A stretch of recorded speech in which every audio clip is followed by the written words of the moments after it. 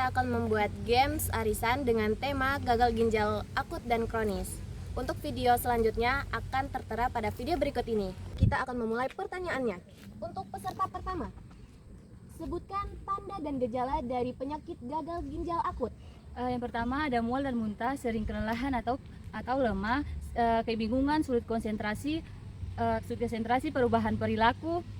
Habis itu detak jantung tidak teratur, habis itu sesak nafas atau sulit bernafas. Baik, sudah. Lanjutkan jawaban dari. Jadi yang keenam itu ya Allah. Baik teman-teman, kita akan memulai pertanyaannya. Untuk peserta pertama, tanda dan gejala dari penyakit gagal ginjal akut. Yang pertama mual dan muntah, sering kelelahan atau lemah, kebingungan, sulit konsentrasi, perubahan perilaku, sesak nafas atau sulit bernafas, detak jantung tidak teratur atau aritmia. Baik, lanjutkan jawaban dari Selanjutnya peserta itu pertama. retensi cairan edema, penurunan jumlah urin, rasa nyeri dada atau tekan dada, kejang dan koma. Yang terakhir itu kulit gatal.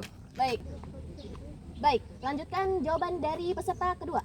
Baik, yang ke-11 adalah nafas berbau amonia, kemudian tekanan darah tinggi, kemudian pembengkakan pada paru, terus kemudian gangguan tidur, terus pembengkakan. Baik, lanjutkan jawaban dari peserta Penurunan ketiga. berat badan, perubahan warna urin, kulit kering, nafas cepat.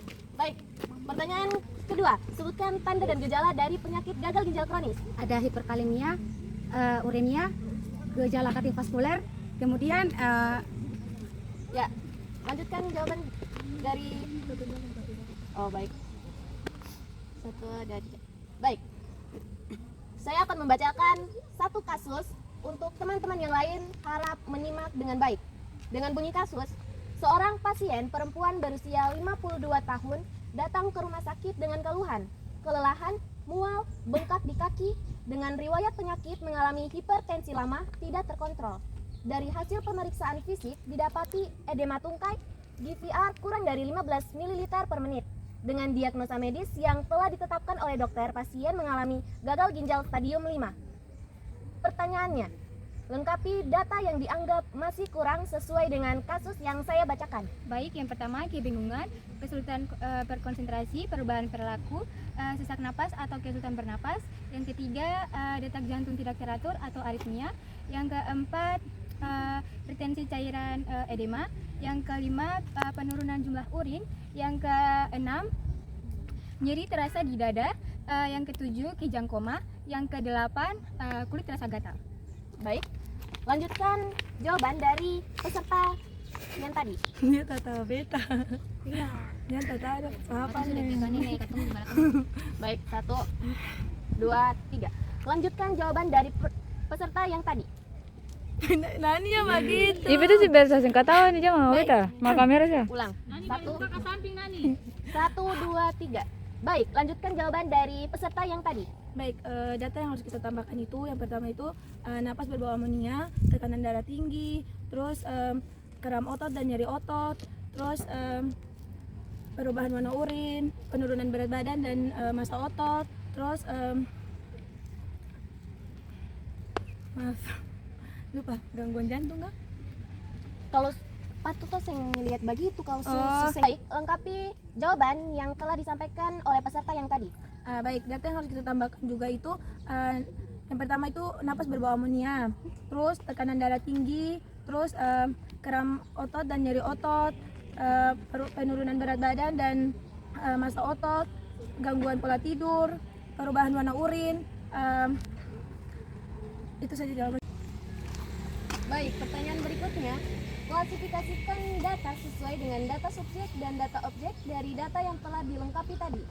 Ya baik, dari data yang telah dilengkapi tadi, data subjeknya yaitu kulit gatal, gangguan tidur, sering kelelahan, sulit konsentrasi, nyeri dada, sesak nafas dan juga nyeri otot. Nah, untuk data objeknya itu aritmia, penurunan jumlah urin, tekanan darah tinggi, penurunan berat badan, pembesaran jantung bila sudah cedera lama, retensi cairan, kulit kering, bersisik dan kehitaman dan perubahan warna urin.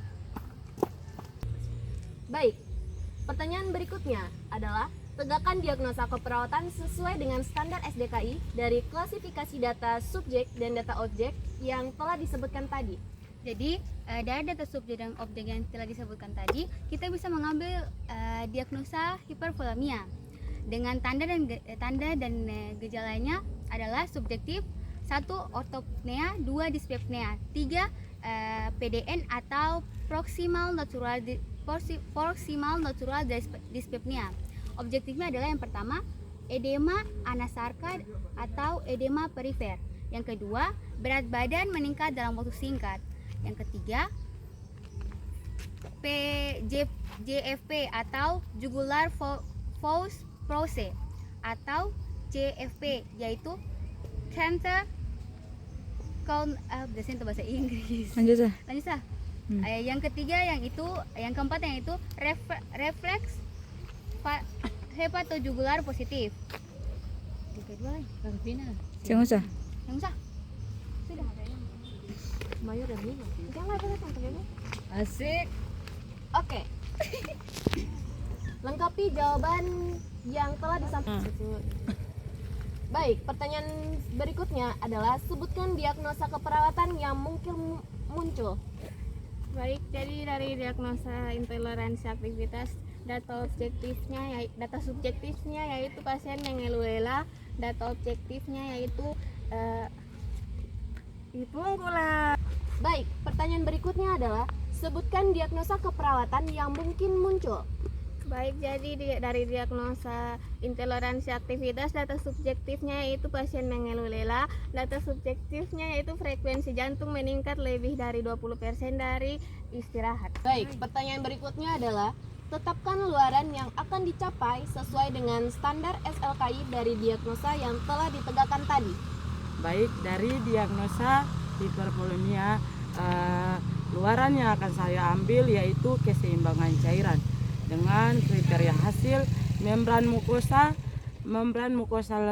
lembab meningkat, asupan makanan meningkat, edema menurun, dehidrasi menurun, intake cairan membaik, output urine membaik, tekanan darah membaik, frekuensi nadi membaik, kekuatan nadi membaik, tekanan arteri rata-rata membaik, berat badan membaik. Baik. Peserta berikutnya maju. Baik, tetapkan luaran yang mungkin timbul dari diagnosa berikutnya. Baik, jadi dari diagnosa intolerantivitas, di sini saya dapat mengambil luarannya yaitu toleransi aktivitas.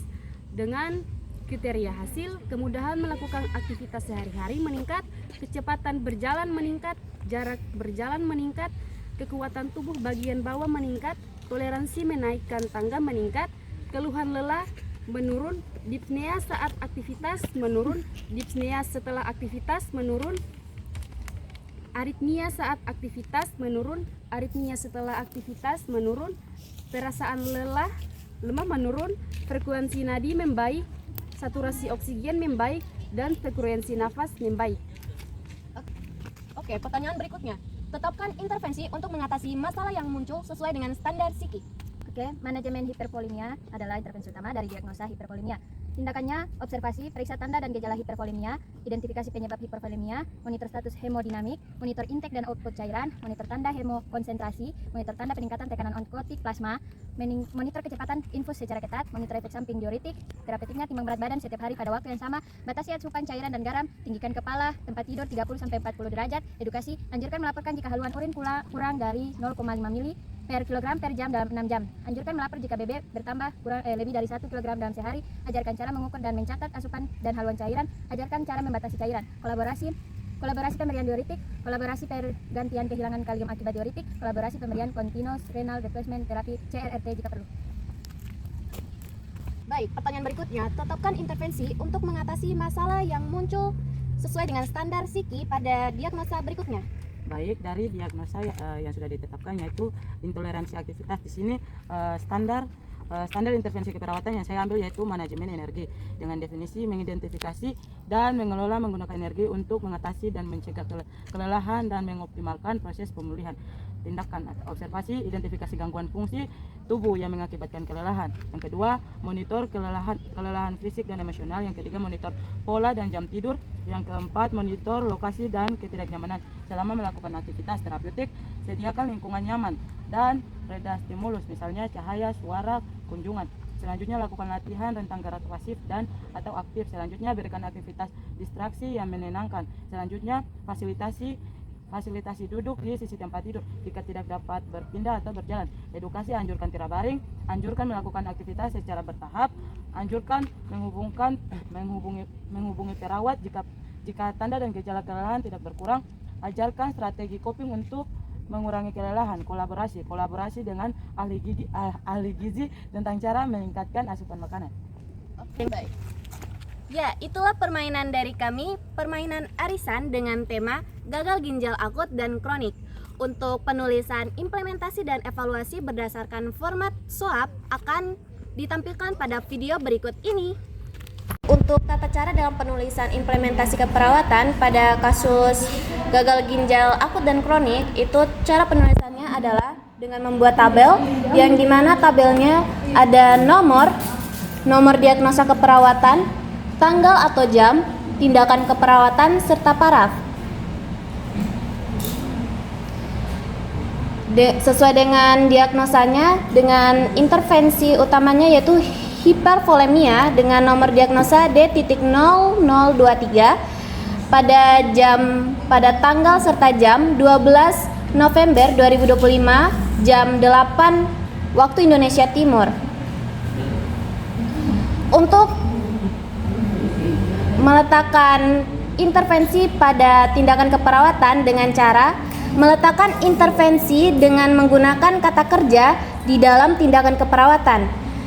Dan setiap tindakan keperawatan itu harus ada hasil serta paraf dari perawat yang melakukan tindakan tersebut.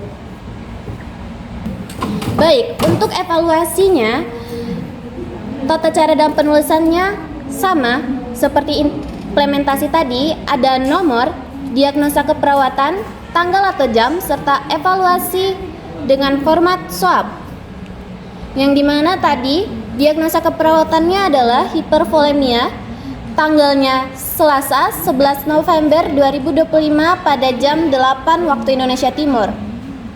Untuk evaluasi SOAP-nya, S yaitu subjektif, pasien mengeluhkan sesak napas saat berbaring atau ortopnu dan merasa cepat lelah. Pasien mengaku kesulitan membatasi asupan cairan. Untuk objektifnya, tekanan darah 140/90 mm air raksa. Untuk asesmennya, masalah belum teratasi. Untuk planningnya, monitor tanda vital, JVP, edema, suara napas tambahan setiap shift, serta baik, sekian dan terima kasih. Tata cara dalam penulisan implementasi serta evaluasinya.